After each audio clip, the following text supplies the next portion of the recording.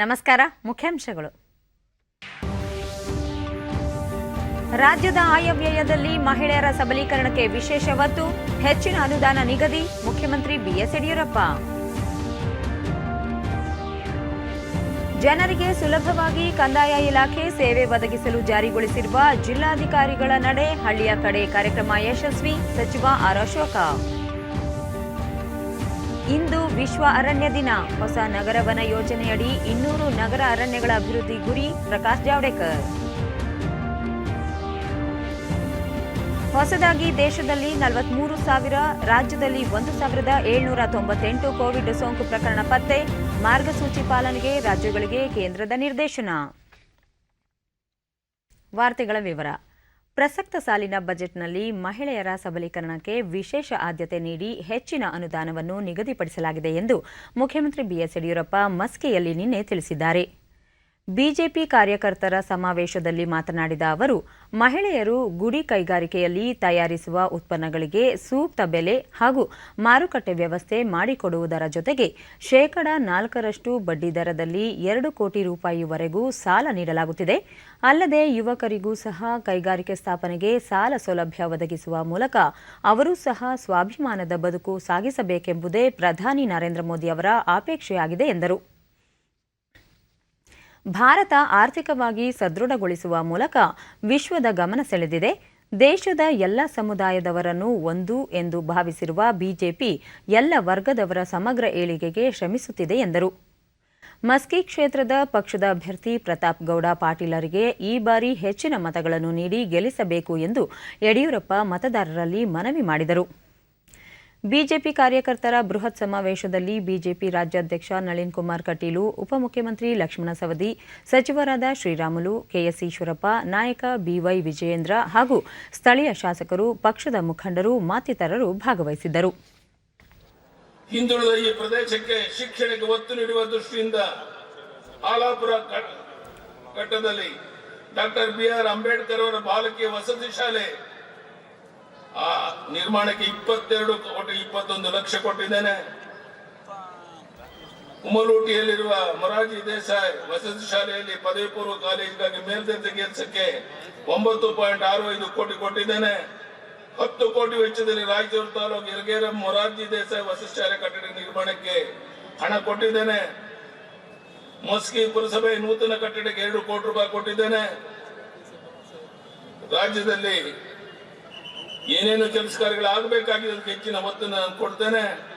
ತಮಗೆ ಗೊತ್ತಿದೆ, ಸಿಎಂ ಕಿಸಾನ್ ಯೋಜನೆಯಲ್ಲಿ ರೈತರಿಗೆ ಕೇಂದ್ರ ಸರ್ಕಾರ 2,000 ಕಂತುಗಳಲ್ಲಿ 6,000 ಕೊಟ್ಟರೆ, ನಾನು ಸಹ ಹಣಕಾಸಿನ ತೊಂದರೆ ಮಧ್ಯೆನೂ ಸಹ 2,000ರಿಂದ 4,000 ಕೊಡ್ತಾ ಇದ್ದೀನಿ. ಒಟ್ಟು 10,000 ರೂಪಾಯಿ ನಿಮಗೆ ಸಿಎಂ ಕಿಸಾನ್ ಸನ್ಮಾನ್ ಯೋಜನೆಯಲ್ಲಿ ನಿಮ್ಗೆ ಹಣವನ್ನು ಸಿಗ್ತಾ ಇದೆ. ಕಲ್ಯಾಣ ಕರ್ನಾಟಕದ ಭಾಗದ ಅಭಿವೃದ್ಧಿಗೆ ಆದ್ಯತೆ ನೀಡಿದ್ದೇನೆ. ಪ್ರಸಕ್ತ ಬಜೆಟ್ನಲ್ಲಿ 1,500 ಕೋಟಿ ರೂಪಾಯಿನ ತೆಗೆದಿಟ್ಟಿದ್ದೇನೆ. ಕಂದಾಯ ಇಲಾಖೆ ಸೇವೆಗಳನ್ನು ಯಾವುದೇ ಅಡೆತಡೆಯಿಲ್ಲದೆ ಜನರಿಗೆ ಸುಲಭವಾಗಿ ದೊರಕಬೇಕು ಎಂಬ ಉದ್ದೇಶದಿಂದ ಜಾರಿಗೊಳಿಸಿರುವ ಜಿಲ್ಲಾಧಿಕಾರಿಗಳ ನಡೆ ಹಳ್ಳಿಯ ಕಡೆ ಕಾರ್ಯಕ್ರಮ ಯಶಸ್ವಿಯಾಗುತ್ತಿದೆ ಎಂದು ಕಂದಾಯ ಸಚಿವ ಆರ್ ಅಶೋಕ ನಿನ್ನೆ ಹುಬ್ಬಳ್ಳಿಯಲ್ಲಿ ತಿಳಿಸಿದ್ದಾರೆ.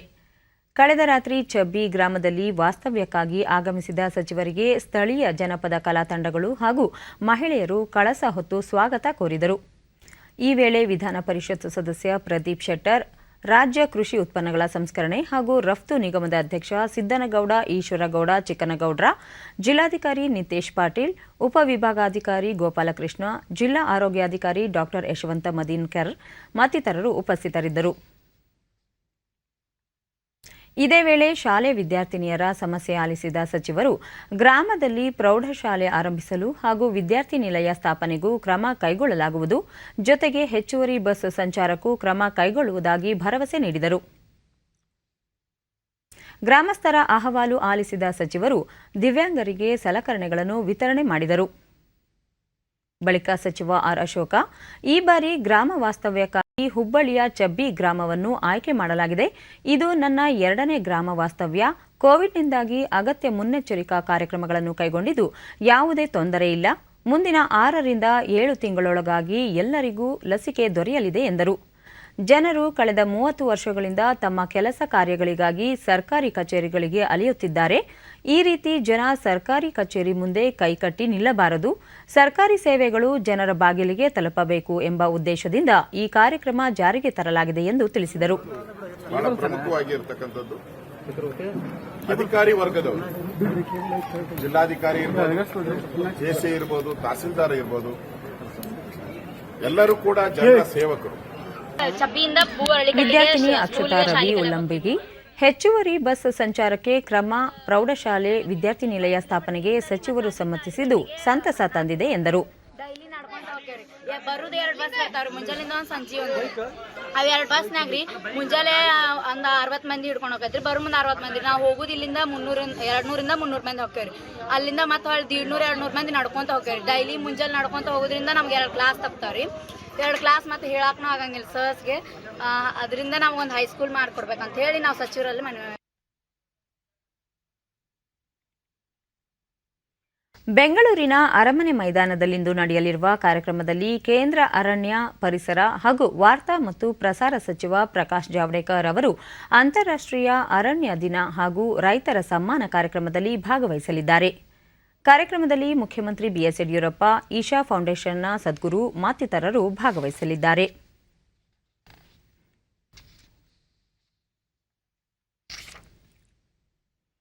ಇಂದು ವಿಶ್ವ ಅರಣ್ಯ ದಿನ. ಅರಣ್ಯ ಸಂರಕ್ಷಣೆ ಹಾಗೂ ಅಭಿವೃದ್ಧಿಯಲ್ಲಿ ಭಾರತ ಇತ್ತೀಚಿನ ವರ್ಷಗಳಲ್ಲಿ ಮಹತ್ವದ ಸಾಧನೆ ಮಾಡಿದೆ. ಜೊತೆಗೆ ಅರಣ್ಯ ಸಂರಕ್ಷಣೆ ಬಗ್ಗೆ ಜನರಲ್ಲಿ ಜಾಗೃತಿ ಮೂಡಿಸುವ ನಿಟ್ಟಿನಲ್ಲಿ ಸಾಕಷ್ಟು ಯಶಸ್ಸು ಗಳಿಸಿದೆ. ವಿಶ್ವ ಅರಣ್ಯ ದಿನದ ಅಂಗವಾಗಿ ಟ್ವೀಟ್ ಮಾಡಿರುವ ಕೇಂದ್ರ ಅರಣ್ಯ ಮತ್ತು ಪರಿಸರ ಸಚಿವ ಪ್ರಕಾಶ್ ಜಾವಡೇಕರ್, ತಲೆತಲಾಂತರದಿಂದ ನಮ್ಮಲ್ಲಿ ಗ್ರಾಮಾರಣ್ಯ ಎಂಬ ಅತ್ಯಂತ ಪ್ರಮುಖ ಪರಂಪರೆಯಿತ್ತು. ಇದೀಗ ನಗರ ಪ್ರದೇಶಗಳಲ್ಲಿ ಅರಣ್ಯಗಳ ಕೊರತೆಯನ್ನು ನೀಗಿಸಲು ಹೊಸ ನಗರ ವನ ಯೋಜನೆಯಡಿ 200 ನಗರ ಅರಣ್ಯಗಳನ್ನು ಅಭಿವೃದ್ಧಿಪಡಿಸುವ ಗುರಿ ಹೊಂದಲಾಗಿದೆ. ನಗರ ಅರಣ್ಯಗಳ ಸೃಷ್ಟಿಯಿಂದ ಹೆಚ್ಚಿನ ಇಂಗಾಲ ಲಭ್ಯವಾಗಲಿದೆ ಎಂದು ಹೇಳಿದ್ದಾರೆ.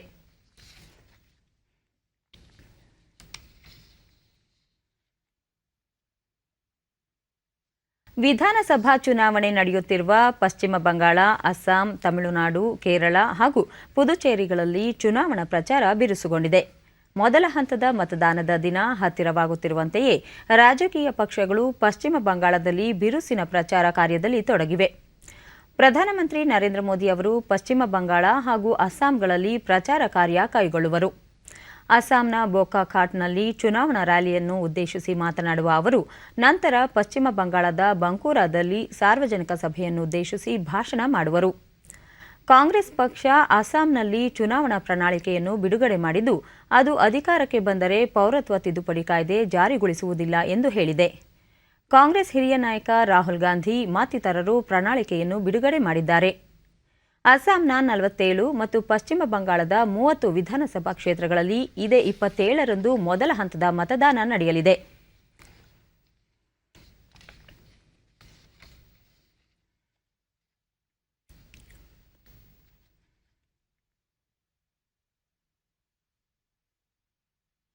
ರಾಜ್ಯದ 2 ವಿಧಾನಸಭೆ ಹಾಗೂ 1 ಲೋಕಸಭಾ ಕ್ಷೇತ್ರಗಳ ಉಪಚುನಾವಣೆಗೆ ಅಭ್ಯರ್ಥಿಗಳ ಆಯ್ಕೆ ಪಟ್ಟಿ ಕೇಂದ್ರಕ್ಕೆ ಕಳುಹಿಸಲಾಗಿದ್ದು, ಇಂದು ಪ್ರಕಟವಾಗುವ ನಿರೀಕ್ಷೆ ಇದೆ ಎಂದು ಮುಖ್ಯಮಂತ್ರಿ ಬಿಎಸ್ ಯಡಿಯೂರಪ್ಪ ರಾಯಚೂರು ಜಿಲ್ಲೆ ಸಿಂಧನೂರಿನಲ್ಲಿ ನಿನ್ನೆ ತಿಳಿಸಿದ್ದಾರೆ. ಮಸ್ಕಿಯಲ್ಲಿ ಆಯೋಜಿಸಿದ್ದ ಬಿಜೆಪಿ ಸಮಾವೇಶಕ್ಕೆ ತೆರಳುವ ಮುನ್ನ ಸುದ್ದಿಗಾರರೊಂದಿಗೆ ಅವರು 3 ಕ್ಷೇತ್ರಗಳಲ್ಲಿ ಗೆಲ್ಲಲೇಬೇಕಾಗಿದೆ, ಅದಕ್ಕಾಗಿ ಎಲ್ಲ ಸಿದ್ಧತೆ ಮಾಡಿಕೊಂಡಿದ್ದು ಪ್ರಾಮಾಣಿಕ ಪ್ರಯತ್ನ ಮಾಡಲಾಗುವುದು. ಕೆ. ವಿರೂಪಾಕ್ಷಪ್ಪ ಅವರು ಪಕ್ಷ ಸೇರ್ಪಡೆಯಾಗಿದ್ದು, ಉಳಿದೆಲ್ಲ ಸಮುದಾಯದವರನ್ನು ಒಟ್ಟಾಗಿ ತೆಗೆದುಕೊಂಡು ಹೋಗುವ ಶಕ್ತಿ ಅವರಿಗಿದೆ ಎಂದರು. ನಮ್ಮ ಸರ್ಕಾರ ಕೈಗೊಂಡಿರುವ ಅಭಿವೃದ್ಧಿ ಕಾರ್ಯಗಳು ಹಾಗೂ ಜನಪರ ಬಜೆಟ್ ಅನ್ನು ಮುಂದಿಟ್ಟುಕೊಂಡು ಮತದಾರರ ಬಳಿ ಮತ ಯಾಚಿಸಲಾಗುವುದು. ಉಪಚುನಾವಣೆ ಪ್ರಚಾರ ಕಾರ್ಯದಲ್ಲಿ ರಮೇಶ್ ಜಾರಕಿಹೊಳಿ ಸೇರಿದಂತೆ ಎಲ್ಲ ಮುಖಂಡರು ಭಾಗವಹಿಸಲಿದ್ದಾರೆ ಎಂದು ಹೇಳಿದರು. ರಾಜ್ಯಾದ್ಯಂತ ಈಗಾಗಲೇ ಕೋವಿಡ್ ಲಸಿಕೆ ನೀಡುವ ಕಾರ್ಯ ಭರದಿಂದ ಸಾಗಿದ್ದು, ಕೋವಿಡ್ ನಿಯಮಗಳನ್ನು ಪಾಲಿಸುವ ಮೂಲಕ ಎಲ್ಲರೂ ಲಸಿಕೆ ಪಡೆಯಬೇಕು ಹಾಗೂ ಅಗತ್ಯ ಮುನ್ನೆಚ್ಚರಿಕೆ ಕಾಯ್ದುಕೊಳ್ಳುವುದನ್ನು ಮುಂದುವರೆಸಬೇಕು ಎಂದರು. ಚುನಾವಣೆ ಸಂದರ್ಭದಲ್ಲಿ ಸಭೆ ಸಮಾರಂಭಗಳಿಗೆ ಕೋವಿಡ್ ಮಾನದಂಡಗಳು ಅನ್ವಯವಾಗುವುದಿಲ್ಲ, ಆದರೆ 4 ಗೋಡೆಗಳ ಮಧ್ಯೆ ಮಾಡಿದಾಗ ಮಾತ್ರ ಅನ್ವಯಿಸುತ್ತದೆ. ಹಾಗಾಗಿ ಸಭೆ ಸಮಾರಂಭಗಳಿಗೆ ಅಡ್ಡಿ ಮಾಡುವುದಿಲ್ಲ, ಆದರೆ ಮುಂಜಾಗ್ರತಾ ಕ್ರಮಗಳನ್ನು ಕೈಗೊಳ್ಳುವುದು ಕಡ್ಡಾಯ ಎಂದು ಹೇಳಿದರು. ಮುಂದುವರಿಬೇಕು ಅಂತ ವಿನಂತಿ. ಇಲ್ಲ, ಚುನಾವಣೆ ಹೊರಗಡೆ ಯಾವುದೇ ಮಾನದಂಡ ಇಲ್ಲ. 4 ಕಡೆ ಒಳಗಡೆ ಮಾಡಿದಾಗ ಮಾತ್ರ ಮಾನದಂಡ. ಯಾಕೆಂದರೆ ಪ್ರಧಾನಿ ನರೇಂದ್ರ ಮೋದಿಯವರೇ ಲಕ್ಷಗಟ್ಟಲೆ ಜನರನ್ನು ಉದ್ದೇಶಿಸಿ ಮಾತನಾಡ್ತಾರೆ. ಹೊರಗಡೆ ಸಾರ್ವಜನಿಕ ಸಭೆ ಸಮಾರಂಭಗಳಿಗೆ ಯಾವುದೇ ಅಡ್ಡಿಯಾತಗಳು ಮಾಡಿಲ್ಲ. ಅಲ್ಲೂ ಸಹ ಮಾಸ್ಕ್ ಹಾಕಬೇಕು ಅನ್ನುವಂಥ ಕಂಡೀಷನ್.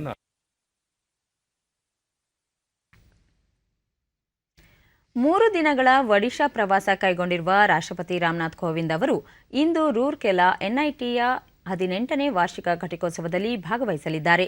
ನಂತರ ಅವರು ಸೂಪರ್ ಸ್ಪೆಷಾಲಿಟಿ ಆಸ್ಪತ್ರೆಯನ್ನು ರಾಷ್ಟ್ರಕ್ಕೆ ಸಮರ್ಪಿಸುವರು. ನಾಳೆ ರಾಷ್ಟ್ರಪತಿಗಳು ಕೋನಾರ್ಕ್ ಭೇಟಿ ನೀಡಲಿದ್ದು, ಅಲ್ಲಿ ಅತ್ಯಾಧುನಿಕವಾಗಿ ನಿರ್ಮಿಸಿರುವ ಭಾರತ ತೈಲ ಫೌಂಡೇಶನ್ನ ಕೇಂದ್ರಕ್ಕೆ ಭೇಟಿ ಮಾಡಲಿದ್ದಾರೆ. ರಾಷ್ಟ್ರಪತಿಗಳ ಭೇಟಿ ಹಿನ್ನೆಲೆಯಲ್ಲಿ ವ್ಯಾಪಕ ಬಿಗಿ ಬಂದೋಬಸ್ತ್ ಕೈಗೊಳ್ಳಲಿದ್ದಾರೆ.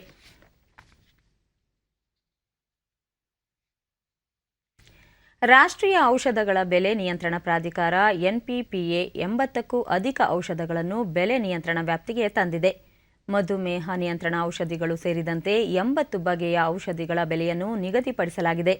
ಇನ್ಸುಲಿನ್ ಸೇರಿದಂತೆ ಹಲವು ಔಷಧಿಗಳ ಬೆಲೆಯನ್ನು ಈ ತಿಂಗಳ 17ರಿಂದ ಅನ್ವಯವಾಗುವಂತೆ ಪರಿಷ್ಕರಿಸಲಾಗಿದೆ. ಇದರಿಂದಾಗಿ ಸಾರ್ವಜನಿಕರಿಗೆ ಕೈಗೆಟುಕುವ ದರದಲ್ಲಿ ಔಷಧಗಳು ಲಭ್ಯವಾಗಲಿವೆ. ನೌಕರರ ಭವಿಷ್ಯ ನಿಧಿ ಸಂಸ್ಥೆ 2021ರ ಜನವರಿ ತಿಂಗಳಲ್ಲಿ ಹೊಸದಾಗಿ 13.36 ಲಕ್ಷ ವಂತಿಗೆದಾರರನ್ನು ತನ್ನ ವ್ಯಾಪ್ತಿಗೆ ಸೇರ್ಪಡೆ ಮಾಡಿಕೊಂಡಿದೆ. ಕಾರ್ಮಿಕ ಮತ್ತು ಔದ್ಯೋಗಿಕ ಸಚಿವಾಲಯ ಬಿಡುಗಡೆ ಮಾಡಿರುವ ಇಪಿಎಫ್ಒ ಜನವರಿ ತಿಂಗಳಲ್ಲಿ ವಂತಿಗೆದಾರರ ಜಾಲ ವಿಸ್ತರಣೆಯಾಗಿದೆ ಎಂದು ತಿಳಿಸಿದೆ. ಒಟ್ಟಾರೆ ಪ್ರಸಕ್ತ ಹಣಕಾಸು ವರ್ಷದಲ್ಲಿ ಕೋವಿಡ್ ಸಾಂಕ್ರಾಮಿಕದ ನಡುವೆಯೂ ಇಪಿಎಫ್ಒ 62.49 ಲಕ್ಷ ವಂತಿಗೆದಾರರನ್ನು ಸೇರ್ಪಡೆ ಮಾಡಿಕೊಂಡಿದೆ. ಇದು ಶೇಕಡ 24ರಷ್ಟು ಪ್ರಗತಿ ಸಾಧಿಸಿದಂತಾಗಿದೆ. ಮಹಾರಾಷ್ಟ್ರ, ಹರಿಯಾಣ, ಗುಜರಾತ್, ತಮಿಳುನಾಡು ಮತ್ತು ಕರ್ನಾಟಕದಲ್ಲಿ ಹೆಚ್ಚಿನ ವಂತಿಗೆದಾರರು ಸೇರ್ಪಡೆಯಾಗಿದ್ದಾರೆ. ಈ ವಂತಿಗೆದಾರರಲ್ಲಿ ಎಲ್ ವರ್ಗದ ವಯೋಮಾನದವರು ಇದ್ದಾರೆ ಎಂದು ಅಂಕಿಅಂಶಗಳಿಂದ ತಿಳಿದುಬಂದಿದೆ.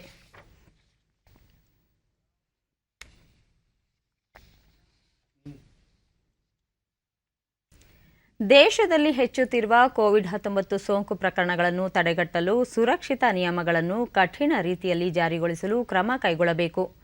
ಜನರು ಕೋವಿಡ್-19 ಸೂಕ್ತ ನಡವಳಿಕೆಯನ್ನು ಪಾಲನೆ ಮಾಡುವಂತೆ ಉತ್ತೇಜಿಸಬೇಕು ಎಂದು ಕೇಂದ್ರ ಗೃಹ ಸಚಿವಾಲಯ ಎಲ್ಲ ರಾಜ್ಯಗಳು ಮತ್ತು ಕೇಂದ್ರಾಡಳಿತ ಪ್ರದೇಶಗಳಿಗೆ ನಿರ್ದೇಶನ ನೀಡಿದೆ. ಈ ಕುರಿತಂತೆ ಕೇಂದ್ರ ಗೃಹ ಕಾರ್ಯದರ್ಶಿ ಅಜಯ್ ಭಲ್ಲಾ ಎಲ್ಲ ರಾಜ್ಯಗಳ ಮತ್ತು ಕೇಂದ್ರಾಡಳಿತ ಪ್ರದೇಶಗಳ ಮುಖ್ಯ ಕಾರ್ಯದರ್ಶಿಗಳಿಗೆ ಪತ್ರ ಬರೆದಿದ್ದಾರೆ. ಮಾರ್ಗಸೂಚಿಯಂತೆ ಸೋಂಕು ಪತ್ತೆ, ನಿಗಾ, ನಿರ್ಬಂಧಿತ ವಲಯ ಮತ್ತು ಎಲ್ಲ ಅಗತ್ಯ ಮುನ್ನೆಚ್ಚರಿಕೆ ಕ್ರಮಗಳ ಪಾಲನೆಗೆ ಆದ್ಯತೆ ನೀಡುವಂತೆ ಸೂಚಿಸಿದ್ದಾರೆ. ಅಲ್ಲದೆ ಮುಖಗವಸು ಧರಿಸುವುದು, ಕೈ ಶುಚಿತ್ವ ಮತ್ತು ವ್ಯಕ್ತಿಗತ ಅಂತರವನ್ನು ಕಾಯ್ದುಕೊಳ್ಳಲು ಕ್ರಮ ಕೈಗೊಳ್ಳುವಂತೆ ಕೇಂದ್ರ ಸೂಚಿಸಿದೆ. ಅಲ್ಲದೆ ಕೋವಿಡ್-19 ಸೂಕ್ತ ನಡವಳಿಕೆ ಬಗ್ಗೆ ಜನರಲ್ಲಿ ಜಾಗೃತಿ ಮೂಡಿಸಬೇಕು ಎಂದು ಸಹ ರಾಜ್ಯಗಳಿಗೆ ನಿರ್ದೇಶಿಸಲಾಗಿದೆ.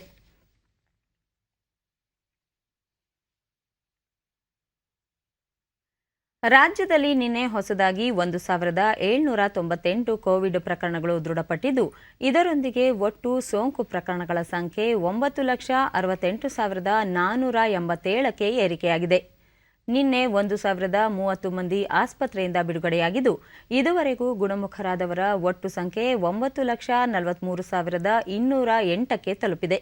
ನಿನ್ನೆ 7 ಮಂದಿ ಸಾವನ್ನಪ್ಪಿದ್ದು, ಮೃತಪಟ್ಟವರ ಸಂಖ್ಯೆ 12,432ಕ್ಕೆ ಏರಿಕೆಯಾಗಿದೆ. ಸದ್ಯ ರಾಜ್ಯದಲ್ಲಿ 12,828 ಸಕ್ರಿಯ ಪ್ರಕರಣಗಳಿವೆ. 134 ಮಂದಿ ರಾಜ್ಯದ ವಿವಿಧ ಆಸ್ಪತ್ರೆಗಳಲ್ಲಿ ತೀವ್ರ ನಿಗಾ ಘಟಕದಲ್ಲಿ ಚಿಕಿತ್ಸೆ ಪಡೆಯುತ್ತಿದ್ದಾರೆ.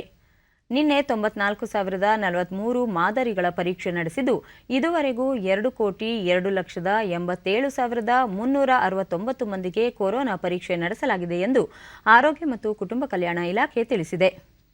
ಬೆಂಗಳೂರಿನಲ್ಲಿ ನಿನ್ನೆ 1,186 ಮಂದಿಗೆ ಸೋಂಕು ತಗುಲಿದ್ದು, ಒಟ್ಟು ಸೋಂಕು ಪ್ರಕರಣಗಳ ಸಂಖ್ಯೆ 4,16,633ಕ್ಕೆ ಏರಿಕೆಯಾಗಿದೆ. ನಿನ್ನೆ 760 ಮಂದಿ ಆಸ್ಪತ್ರೆಯಿಂದ ಬಿಡುಗಡೆಯಾಗಿದ್ದು, ಇದುವರೆಗೂ ಗುಣಮುಖರಾದವರ ಸಂಖ್ಯೆ 4,03,040ಕ್ಕೆ ಏರಿಕೆಯಾಗಿದೆ. ಸದ್ಯ 9,044 ಸಕ್ರಿಯ ಪ್ರಕರಣಗಳಿವೆ. ಬೆಂಗಳೂರಿನಲ್ಲಿ ನಿನ್ನೆ 5 ಮಂದಿ ಮೃತಪಟ್ಟಿದ್ದು, ಇದುವರೆಗೂ ಒಟ್ಟು 4,548 ಮಂದಿ ಸಾವನ್ನಪ್ಪಿದ್ದಾರೆ. ಹಾವೇರಿ, ಉತ್ತರ ಕನ್ನಡ ಜಿಲ್ಲೆಗಳಲ್ಲಿ ಯಾವುದೇ ಪ್ರಕರಣ ವರದಿಯಾಗಿಲ್ಲ. ಉಳಿದಂತೆ ರಾಜ್ಯದ ವಿವಿಧ ಜಿಲ್ಲೆಗಳಲ್ಲಿ ದಾಖಲಾಗಿರುವ ಸೋಂಕು ಪ್ರಕರಣಗಳ ಸಂಖ್ಯೆ ಈ ರೀತಿ ಇದೆ.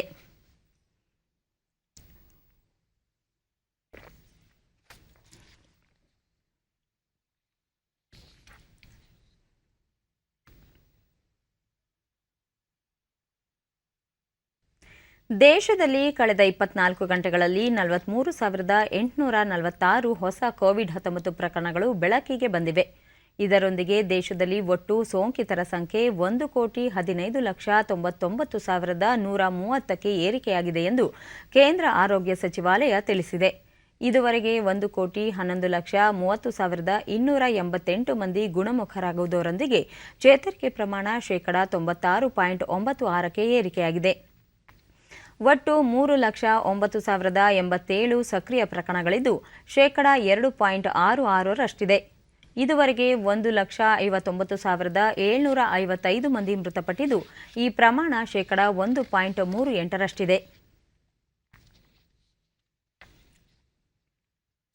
ಭಾರತದಲ್ಲಿ ನಡೆಯುತ್ತಿರುವ ವಿಶ್ವದ ಅತಿದೊಡ್ಡ ಕೋವಿಡ್-19 ಲಸಿಕಾ ಅಭಿಯಾನದಲ್ಲಿ ಇದುವರೆಗೆ ಸುಮಾರು 4.5 ಕೋಟಿ ಜನರಿಗೆ ಲಸಿಕೆ ನೀಡುವ ಮೂಲಕ ಕೋವಿಡ್ ವಿರುದ್ಧದ ಹೋರಾಟದಲ್ಲಿ ಮಹತ್ವದ ಮೈಲುಗಲ್ಲು ಸಾಧಿಸಿದೆ. ನಿನ್ನೆ ಸಂಜೆ 7 ಗಂಟೆವರೆಗೆ ದೇಶದಲ್ಲಿ ಒಟ್ಟು 4,46,03,841 ಮಂದಿಗೆ ಲಸಿಕೆ ನೀಡಲಾಗಿದೆ. ವಿಶ್ವದ ಇತರೆ ದೇಶಗಳಿಗೆ ಹೋಲಿಸಿದರೆ ಅತಿ ಹೆಚ್ಚಿನ ಲಸಿಕೆ ನೀಡಿರುವ ಸಾಧನೆ ಭಾರತದ್ದಾಗಿದೆ.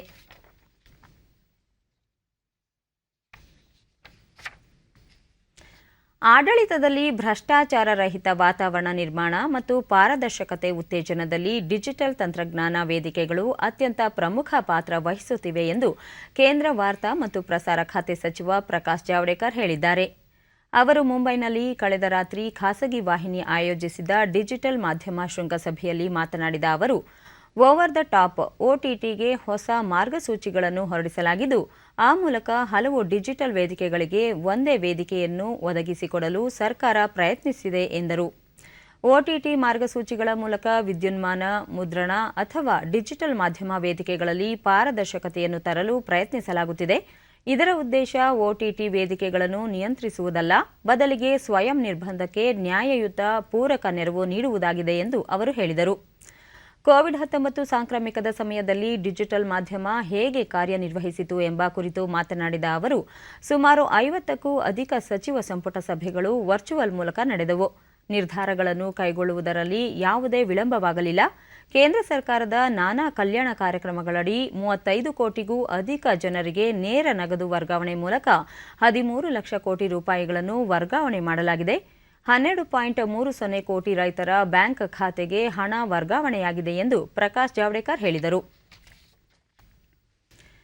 ಕೋವಿಡ್ ಹಿನ್ನೆಲೆಯಲ್ಲಿ 1 ವರ್ಷದಿಂದ ಮುಂದೂಡಲ್ಪಟ್ಟಿದ್ದ ಭಾರತೀಯ ಸೇನಾ ನೇಮಕಾತಿ ಇದೇ 17ರಿಂದ ಆರಂಭವಾಗಿದ್ದು, ಉಡುಪಿಯ ಅಜ್ಜರಕಾಡು ಕ್ರೀಡಾಂಗಣದಲ್ಲಿ ನಡೆಯುತ್ತಿದೆ. ನೇಮಕಾತಿ ರ್ಯಾಲಿಯಲ್ಲಿ ರಾಜ್ಯದ 8 ಜಿಲ್ಲೆಗಳ 38,000 ಯುವಕರು ಪಾಲ್ಗೊಂಡಿದ್ದಾರೆ. ಮೊದಲ ದಿನದ ಪರೀಕ್ಷೆಯಲ್ಲಿ 3,000 ಅಭ್ಯರ್ಥಿಗಳ ದೈಹಿಕ ಪರೀಕ್ಷೆ ನಡೆಸಲಾಗಿದ್ದು 600 ಮಂದಿ ಆಯ್ಕೆಯಾಗಿದ್ದಾರೆ. ಇದಕ್ಕೂ ಮುನ್ನ ಎಲ್ಲರಿಗೂ ಕಡ್ಡಾಯ ಕೋವಿಡ್-19 ಪರೀಕ್ಷೆ ನಡೆಸಲಾಯಿತು. ದೈಹಿಕ ಪರೀಕ್ಷೆಯಲ್ಲಿ ಉತ್ತೀರ್ಣರಾಗಿರುವ ಅಭ್ಯರ್ಥಿಗಳ ಅಂಕಪಟ್ಟಿಯನ್ನು ಶಿಕ್ಷಣ ಇಲಾಖೆ ಸಿಬ್ಬಂದಿ ಪರಿಶೀಲಿಸಿದರು. ದೈಹಿಕ ಪರೀಕ್ಷೆಯ 2ನೇ ಸುತ್ತಿನಲ್ಲಿ ಆಯ್ಕೆಯಾದ ಅಭ್ಯರ್ಥಿಗಳನ್ನು ಜಿಗ್-ಜಾಗ್, ಫುಲ್ ಅಪ್ಸ್, ದೂರ ಜಿಗಿತ, ಎತ್ತರ ಜಿಗಿತ, ಓಟ ಮುಂತಾದ ಪರೀಕ್ಷೆ ನಡೆಸಲಾಯಿತು. ನಗರಸಭೆ ವತಿಯಿಂದ ಅಭ್ಯರ್ಥಿಗಳಿಗೆ ಸುಮಾರು 30 ಕಡೆ ಸಂಚಾರಿ ಶೌಚಾಲಯಗಳನ್ನು ನಿರ್ಮಿಸಲಾಗಿದ್ದು, ಉಚಿತ ಊಟೋಪಚಾರದ ವ್ಯವಸ್ಥೆಯನ್ನು ಕಲ್ಪಿಸಲಾಗಿತ್ತು. ಧಾರವಾಡದಿಂದ ಆಗಮಿಸಿದ್ದ ಉದ್ಯೋಗಾಕಾಂಕ್ಷಿ ಅಭಿಷೇಕ್, ಕಳೆದ ಕೆಲವು ತಿಂಗಳಿನಿಂದ ನೇಮಕಾತಿಗಾಗಿ ಸಿದ್ಧತೆ ಮಾಡಿಕೊಂಡಿದ್ದೇನೆ. ಅವಕಾಶ ದೊರೆತಲ್ಲಿ ದೇಶ ಸೇವೆ ಮಾಡುವ ಇಚ್ಛೆ ಇದೆ ಎಂದು ತಿಳಿಸಿದರು. ನಾನು ಸತತ 8 ತಿಂಗಳ ದಿನದಿಂದನೂ ಬೆಳಿಗ್ಗೆ ಎದ್ದು ರನ್ನಿಂಗ್ ಕಷ್ಟಪಡುತ್ತಿದ್ದೇನೆ. ಅದು ಇವತ್ತು ನನ್ನ ಕೊನೆಗೊಂಡಿದೆ. ನಾನು ರನ್ನಿಂಗ್ ಪಾಸ್ ಮತ್ತೋರ್ವ ಉದ್ಯೋಗಾಕಾಂಕ್ಷಿ ಸಮೀರ್, ಸೇನಾ ನೇಮಕಾತಿಗೆ ಕಳೆದ ಹಲವು ವರ್ಷಗಳಿಂದ ಅಭ್ಯಾಸ ಮಾಡಿದ್ದೇನೆ. ಸೇನೆಯಲ್ಲಿ ಅವಕಾಶ ದೊರೆಯುವ ನಿರೀಕ್ಷೆ ಇದೆ ಎಂದು ಹೇಳಿದರು.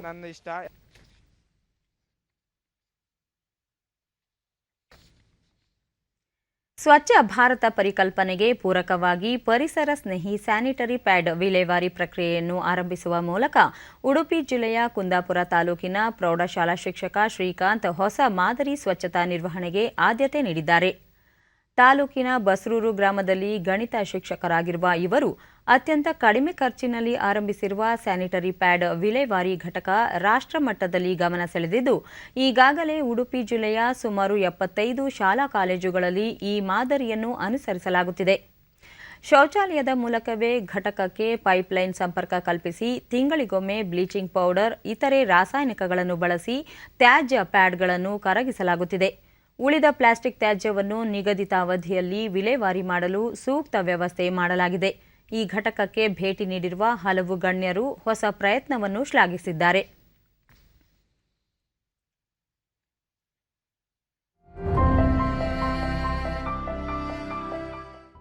ವಾಶ್ರೂಮ್ ಅಲ್ಲಿ ಬರೀ ಡಿಡಿ ನ್ಯೂಸ್ನೊಂದಿಗೆ ಘಟಕದ ರೂವಾರಿ ಶ್ರೀಕಾಂತ್ ಅವರ ಪುತ್ರಿ ವಿದ್ಯಾರ್ಥಿನಿ ಸ್ವಾತಿ, ಆರೋಗ್ಯದ ದೃಷ್ಟಿಯಿಂದ ವೈಜ್ಞಾನಿಕ ವಿಲೇವಾರಿಗೆ ಆದ್ಯತೆ ನೀಡಿ ಘಟಕದ ಪರಿಕಲ್ಪನೆಯನ್ನು ಅನುಷ್ಠಾನಗೊಳಿಸಿದ್ದೇವೆ ಎಂದರು. ಮತ್ತೆ ನಾವು ಯಾರು ಅದನ್ನ ತೆಗೆದುಕೊಂಡು ಹೋಗಿ ಇದಕ್ಕೆ ವ್ಯಾನಿಗೆ ಹಾಕ್ಲಿಕ್ಕೂ ಹಿಂಜರಿಕೆ ಇತ್ತು. ಹುಡುಗಿಯರಲ್ಲಿ ಯಾರು ಮುಂದೆ ಹೋಗ್ತಿರ್ಲಿಲ್ಲ. ಅಂದರೆ ಇದರಲ್ಲಿ ಹುಡುಗಿಯರು ಅವರಾಗಿ ಬಂದು ಆ ರೂಮಲ್ಲಿ ಹೋಗಿ ಹಾಕಿ ಇದು ಮಾಡಿದ್ರೆ ಆಯಿತು. ಅದಾಗೆ ಅದು ಆ ಡ್ರಮ್ ಒಳಗೆ ಬೀಳುತ್ತೆ. ಇದರಿಂದ ಯಾರು ಮುಟ್ಬೇಕಂತ ಇಲ್ಲ, ಪದೇ ಪದೇ ಡಿಸ್ಪೋಸ್ ಮಾಡಬೇಕಂತಿಲ್ಲ. ಈ ಪ್ರಾಜೆಕ್ಟ್ ಅನ್ನು ನಾವು ವಿದ್ಯಾರ್ಥಿ ಶ್ರಾವ್ಯ, ಈ ಘಟಕದ ಮಾದರಿಗೆ ರಾಷ್ಟ್ರ ಹಾಗೂ ರಾಜ್ಯ ಮಟ್ಟದ ವಿಜ್ಞಾನ ವಸ್ತು ಪ್ರದರ್ಶನದಲ್ಲಿ ಮನ್ನಣೆ ದೊರೆತಿದೆ ಎಂದರು. ಸೆಕೆಂಡ್ ಪ್ಲೇಸ್ ತಗೊಂಡು ಆಮೇಲೆ ಚೆನ್ನೈಯಲ್ಲಿ ನಡೆದ ಸೌತ್ ಝೋನ್ ಲೆವೆಲಲ್ಲಿ ನಾವು ಪಾರ್ಟಿಸಿಪೇಟ್ ಮಾಡಿದ್ದೇವೆ. ಅಲ್ಲಿನ ಮಿನಿಸ್ಟರ್ ಕೂಡ ಬಂದಿದ್ದರು. ಅವರು ಕೂಡ ನಮ್ಮ ಪ್ರಾಜೆಕ್ಟನ್ನು ನೋಡಿ ಮೆಚ್ಚಿ ಇಂಥ ಒಂದು ಪ್ರಾಜೆಕ್ಟ್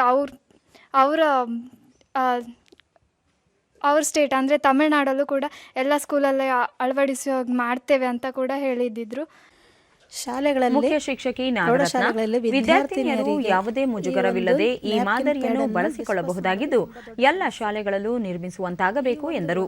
ಈ ಪ್ರಾಜೆಕ್ಟ್ ಮಾಡಿಕೊಳ್ಳುವುದರಿಂದ ವಿದ್ಯಾರ್ಥಿನಿಯರಿಗೆ ಇದು ತುಂಬ ಒಳ್ಳೆಯದಾಗ್ತದೆ. ಇದರಿಂದ ಪರಿಸರಕ್ಕೆ ಯಾವುದೇ ರೀತಿಯ ತೊಂದರೆ ಆಗೋದಿಲ್ಲ. ಅದರಂತೆ ವಿದ್ಯಾರ್ಥಿನಿಯರಿಗೂ ಕೂಡ ಈ ಒಂದು ವ್ಯವಸ್ಥೆ ಉತ್ತಮ ಆಗ್ತದೆ. ಅದರಂತೆ ಎಲ್ಲ ಶಾಲೆಗಳಲ್ಲಿಯೂ ಈ ಒಂದು ವ್ಯವಸ್ಥೆ ಮಾಡಿಕೊಂಡ್ರೆ ಒಳ್ಳೆಯದಂತ ಹೇಳಿ ನನ್ನ ಅಭಿಪ್ರಾಯ. ಘಟಕದ ರೂವಾರಿ ಶ್ರೀಕಾಂತ್, ಅತ್ಯಂತ ಕಡಿಮೆ ಖರ್ಚಿನಲ್ಲಿ ಈ ವಿನ್ಯಾಸ ರಚಿಸಬಹುದಾಗಿದ್ದು ನಿರ್ವಹಣೆಯೂ ಸುಲಭವಾಗಿದೆ, ಸಾರ್ವಜನಿಕ ಸ್ಥಳದಲ್ಲೂ ಅಳವಡಿಕೆ ಮಾಡಬಹುದಾಗಿದೆ ಎಂದರು. ಬೇರೆ ಬೇರೆ ಸ್ಕೂಲ್ಗಳಲ್ಲಿಯೂ ಅದನ್ನು ಅಳವಡಿಸಿದ್ದೇನೆ. ನಂತರ ಇದು ಬಹಳ ಕಡಿಮೆ ಖರ್ಚಿನಲ್ಲಿ ಆಗುವಂಥದ್ದು. ಒಂದು 100 ವಿದ್ಯಾರ್ಥಿಗಳಕ್ಕಿಂತ ಕಡಿಮೆ ಹೆಣ್ಣು ಮಕ್ಕಳಿರುವಂಥ ಶಾಲೆಗಾದರೆ ಒಂದು 10,000 ರೂಪಾಯಿ ಖರ್ಚು ಬರ್ತದೆ.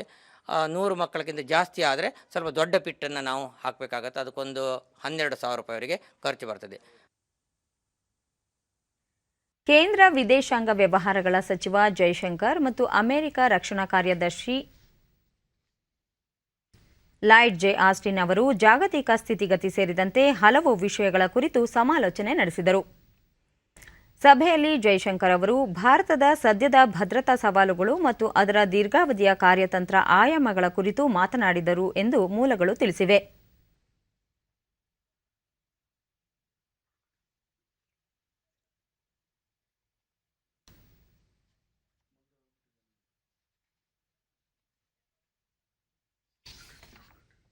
ಯುರೋಪ್, ಪಶ್ಚಿಮ ಏಷ್ಯಾ ಸೇರಿದಂತೆ ಬದಲಾಗುತ್ತಿರುವ ಜಾಗತಿಕ ಸ್ಥಿತಿಗತಿಗಳ ಕುರಿತು ಉಭಯ ನಾಯಕರು ಚರ್ಚೆ ನಡೆಸಿದರು. ಅಲ್ಲದೆ ಪ್ರಾದೇಶಿಕ ಶಕ್ತಿಗಳು ಮತ್ತು ನೆರೆಹೊರೆಯ ಹಿತಾಸಕ್ತಿಗಳು, ಅಫ್ಘಾನಿಸ್ತಾನದಲ್ಲಿನ ವಾಸ್ತವ ಸ್ಥಿತಿಗತಿ ಸೇರಿದಂತೆ ಹಲವು ವಿಷಯಗಳ ಕುರಿತು ಉಭಯ ನಾಯಕರು ವಿಚಾರ ವಿನಿಮಯ ನಡೆಸಿದರು. ಜೈಶಂಕರ್ ಅವರು ಬೈಡನ್ ಆಡಳಿತ ಈ ವಿಚಾರದಲ್ಲಿ ಭಾರತಕ್ಕೆ ಬೆಂಬಲ ನೀಡಿರುವುದಕ್ಕೆ ಮೆಚ್ಚುಗೆ ವ್ಯಕ್ತಪಡಿಸಿದರು. ಇದೇ ವೇಳೆ ರಕ್ಷಣಾ ಕಾರ್ಯದರ್ಶಿ ವಿಶ್ವದ 2 ಬಹುದೊಡ್ಡ ಪ್ರಜಾಪ್ರಭುತ್ವ ರಾಷ್ಟ್ರಗಳು ಮಾನವ ಹಕ್ಕುಗಳು ಮತ್ತು ಮೌಲ್ಯಗಳಿಗೆ ಹೆಚ್ಚಿನ ಒತ್ತು ನೀಡಿ ಅವುಗಳ ಆಧಾರದಲ್ಲಿ ಮುನ್ನಡೆಯುತ್ತಿವೆ ಎಂದು ಹೇಳಿದರು. ಸಮಗ್ರ ಜಾಗತಿಕ ಪಾಲುದಾರಿಕೆಯ ಸಂಪೂರ್ಣ ಸಾಮರ್ಥ್ಯವನ್ನು ಬಳಸಿಕೊಳ್ಳಲು ಭಾರತ ಮತ್ತು ಅಮೆರಿಕ ಒಪ್ಪಿವೆ. ಭಾರತ ಭೇಟಿಯಲ್ಲಿರುವ ಅಮೆರಿಕ ರಕ್ಷಣಾ ಕಾರ್ಯದರ್ಶಿ ಲಾಯ್ಡ್ ಜೆ ಆಸ್ಟಿನ್ ಅವರೊಂದಿಗೆ ದೆಹಲಿಯಲ್ಲಿ ನಿನ್ನೆ ಸಭೆ ನಡೆಸಿದ ನಂತರ ರಕ್ಷಣಾ ಸಚಿವ ರಾಜನಾಥ್ ಸಿಂಗ್ ನೀಡಿದ ಜಂಟಿ ಹೇಳಿಕೆಯಲ್ಲಿ ಮಾತುಕತೆ ಸಂಪೂರ್ಣ ಫಲಪ್ರದವಾಗಿದೆ. ಭಾರತ ಪೆಸಿಫಿಕ್ ಪ್ರಾಂತ್ಯ ಮತ್ತು ಅದರ ಆಚೆ ಭದ್ರತೆ ಮತ್ತು ಸಮೃದ್ಧಿಯನ್ನು ಉತ್ತೇಜಿಸಲು ಉತ್ಸುಕವಾಗಿರುವ ದೇಶಗಳೊಂದಿಗೆ ಪಾಲುದಾರಿಕೆಯಲ್ಲಿ ನಿಕಟ ಸಹಕಾರ ಹೊಂದಲು ಭಾರತ ಅಮೆರಿಕ ಸಮ್ಮತಿಸಿವೆ. ಸಭೆಯಲ್ಲಿ ದ್ವಿಪಕ್ಷೀಯ ಮತ್ತು ಬಹುಪಕ್ಷೀಯ ಸಮರಾಭ್ಯಾಸಗಳ ಬಗ್ಗೆ ಪರಿಶೀಲಿಸಲಾಯಿತು. ಭಾರತೀಯ ಸೇನೆ, ಅಮೆರಿಕ ಭಾರತ ಪೆಸಿಫಿಕ್ ಕಮಾಂಡ್ ಮತ್ತು ಆಫ್ರಿಕಾ ಕಮಾಂಡ್ ನಡುವೆ ಸಹಕಾರ ವೃದ್ಧಿಗೆ ಸಮ್ಮತಿಸಲಾಯಿತು ಎಂದರು. ಭಾರತ ಅಮೆರಿಕ ನಡುವಿನ ಜಾಗತಿಕ ಕಾರ್ಯತಂತ್ರ ಪಾಲುದಾರಿಕೆ ವೃದ್ಧಿಗೆ ಸಹಕಾರಿಯಾಗಿದೆ.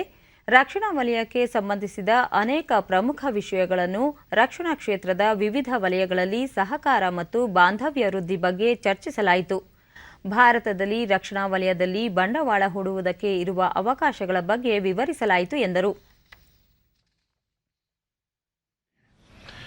हमारे बीच लेमोआ, कॉमकासा और बेका समझौते हो चुके हैं. यह स्वीकारते हुए हमने उनके फुल पोटेंशियल को रियलाइज करने के लिए आवश्यक कार्रवाई पर भी चर्चा की है.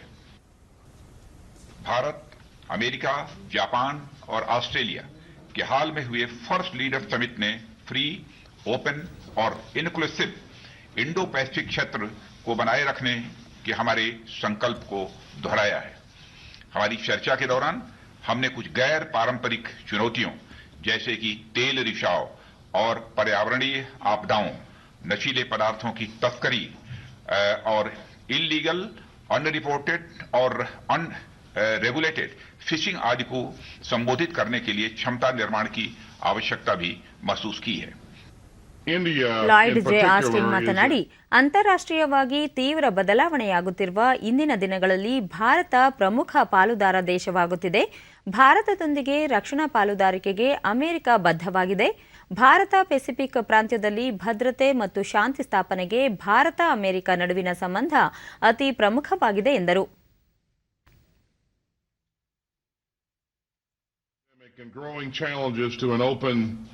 and stable international system, the U.S. and India relationship is a stronghold of a free and open Indo-Pacific region. बात ये तमाम जो मुद्दे हैं उन पर डिस्कशन होगा, खास तौर पर जो ಪ್ರಧಾನಿ ನರೇಂದ್ರ ಮೋದಿ ಅವರು ಈ ತಿಂಗಳ 28ರ ಭಾನುವಾರದಂದು ಆಕಾಶವಾಣಿಯ ತಮ್ಮ ಮಾಸಿಕ ಮನ್ ಕಿ ಬಾತ್ ಕಾರ್ಯಕ್ರಮದಲ್ಲಿ ದೇಶದ ಜನತೆಯನ್ನು ಉದ್ದೇಶಿಸಿ ಮಾತನಾಡಲಿದ್ದಾರೆ. ಇದು ಮನ್ ಕಿ ಬಾತ್ನ 75ನೇ ಸಂಚಿಕೆಯಾಗಿದೆ. ಈ ಸಂಬಂಧ ಟ್ವೀಟ್ ಮಾಡಿರುವ ಪ್ರಧಾನಿ, ಈ ಮನ್ ಕಿ ಬಾತ್ ಕಾರ್ಯಕ್ರಮ ಹೊಸ ವಿಚಾರಧಾರೆಗಳು, ಆಸಕ್ತಿದಾಯಕ ವಿಷಯಗಳು ಮತ್ತು ಜೀವನದ ಉನ್ನತಿಗೆ ಪ್ರೇರಣೆ ನೀಡುವ ವಿಚಾರಗಳನ್ನು ಹಂಚಿಕೊಳ್ಳಲು ಒಂದು ಉತ್ತಮ ವೇದಿಕೆಯಾಗಿದೆ ಎಂದು ತಿಳಿಸಿದ್ದಾರೆ. ಈ ಹಿನ್ನೆಲೆಯಲ್ಲಿ ಮನ್ ಕಿ ಬಾತ್ ಕಾರ್ಯಕ್ರಮಕ್ಕೆ ನಮೋ ಆಪ್ ಅಥವಾ ಮೈ ಗೌ ಓಪನ್ ಫೋರಂನಲ್ಲಿ ತಮ್ಮ ಅಭಿಪ್ರಾಯಗಳನ್ನು ಹಂಚಿಕೊಳ್ಳುವಂತೆ ದೇಶದ ಜನತೆಗೆ ಮನವಿ ಮಾಡಿದ್ದಾರೆ. ಜನರು ತಮ್ಮ ಸಲಹೆ, ಅಭಿಪ್ರಾಯಗಳನ್ನು ಇದೇ 25ರೊಳಗೆ ಟೋಲ್ ಫ್ರೀ ನಂಬರ್ 1800117800ಗೆ ಕರೆ ಮಾಡಿ ಹಿಂದಿ ಅಥವಾ ಇಂಗ್ಲಿಷ್ನಲ್ಲಿ ನೀಡಬಹುದು ಅಥವಾ 1922 ಸಂಖ್ಯೆಗೆ ಮಿಸ್ಡ್ ಕಾಲ್ ಸಹ ನೀಡಿ ದಾಖಲಿಸಬಹುದಾಗಿದೆ. ಇಂಗ್ಲೆಂಡ್ ವಿರುದ್ಧ ಅಂತಿಮ ಟಿ20 ಪಂದ್ಯವನ್ನು 36 ರನ್ಗಳಿಂದ ಗೆಲ್ಲುವ ಮೂಲಕ ಭಾರತ ಸರಣಿಯನ್ನು 3-2ರಿಂದ ತನ್ನ ಕೈವಶ ಮಾಡಿಕೊಂಡಿದೆ. ಕಳೆದ ರಾತ್ರಿ ಅಹಮದಾಬಾದ್ನ ನರೇಂದ್ರ ಮೋದಿ ಕ್ರೀಡಾಂಗಣದಲ್ಲಿ ನಡೆದ 5ನೇ ಹಾಗೂ ಅಂತಿಮ ಟಿ20 ಕ್ರಿಕೆಟ್ ಪಂದ್ಯದಲ್ಲಿ ನಾಯಕ ವಿರಾಟ್ ಕೊಹ್ಲಿ ನೇತೃತ್ವದ ತಂಡ ಅತ್ಯುತ್ತಮ ಪ್ರದರ್ಶನ ತೋರಿತು. ಮೊದಲು ಬ್ಯಾಟ್ ಮಾಡಿದ ಭಾರತ ನಾಯಕ ವಿರಾಟ್ ಕೊಹ್ಲಿ ಅವರ ಅಜೇಯ 80 ರನ್ ಮತ್ತು ರೋಹಿತ್ ಶರ್ಮಾ ಅವರ ಬಿರುಸಿನ 64 ರನ್ಗಳ ನೆರವಿನಿಂದ ನಿಗದಿತ 20 ಓವರ್ಗಳಲ್ಲಿ 2 ವಿಕೆಟ್ ನಷ್ಟಕ್ಕೆ 224 ರನ್ಗಳ ಬೃಹತ್ ಮೊತ್ತ ಪೇರಿಸಿತು. ಆನಂತರ ಗೆಲುವಿನ ಗುರಿ ಬೆನ್ನಟ್ಟಿದ್ದ ಇಂಗ್ಲೆಂಡ್ ತಂಡ 8 ವಿಕೆಟ್ ನಷ್ಟಕ್ಕೆ 188 ರನ್ ಗಳಿಸಿ ಸೋಲುಂಡಿತು. ಇಂಗ್ಲೆಂಡ್ ಪರ ಡೇವಿಡ್ ಮಲನ್, ಜೋಸ್ ಬಟ್ಲರ್ ಮಾತ್ರ ಕ್ರಮವಾಗಿ 68 ಮತ್ತು 52 ರನ್ ಗಳಿಸಿ ಸ್ವಲ್ಪ ಪ್ರತಿರೋಧ ತೋರಿದರು. ಉಳಿದ ಆಟಗಾರರು ಬಹುಬೇಗನೆ ವಿಕೆಟ್ ಒಪ್ಪಿಸಿದರು. ಭಾರತ ಪರ ಶಾರ್ದುಲ್ ಠಾಕೂರ್ 3, ಭುವನೇಶ್ವರ್ ಕುಮಾರ್ 2, ನಟರಾಜನ್ ಮತ್ತು ಹಾರ್ದಿಕ್ ಪಾಂಡ್ಯ ತಲಾ 1 ವಿಕೆಟ್ ಕಬಳಿಸಿದರು. ಸರಣಿ ಉದ್ದಕ್ಕೂ ಅತ್ಯುತ್ತಮ ಪ್ರದರ್ಶನ ತೋರಿದ ನಾಯಕ ವಿರಾಟ್ ಕೊಹ್ಲಿ ಸರಣಿ ಶ್ರೇಷ್ಠ ಪ್ರಶಸ್ತಿಯನ್ನು ಹಾಗೂ ಭುವನೇಶ್ವರ್ ಕುಮಾರ್ ಪಂದ್ಯ ಶ್ರೇಷ್ಠ ಪ್ರಶಸ್ತಿಗೆ ಭಾಜನರಾದರು. स्कोर को 130 तक पहुंचाया, लेकिन इन दोनों के आउट होते ही इंग्लिश पारी लड़खड़ा गई और टीम 20 ओवर में महज 188 रन ही बना पाई और इस तरह भारत ने यह मैच 36 रनों से जीतकर सीरीज भी 3-2 से अपने नाम कर ली। Sports desk, DD news. ಕೊನೆಯಲ್ಲಿ ಮತ್ತೊಮ್ಮೆ ಮುಖ್ಯಾಂಶಗಳು.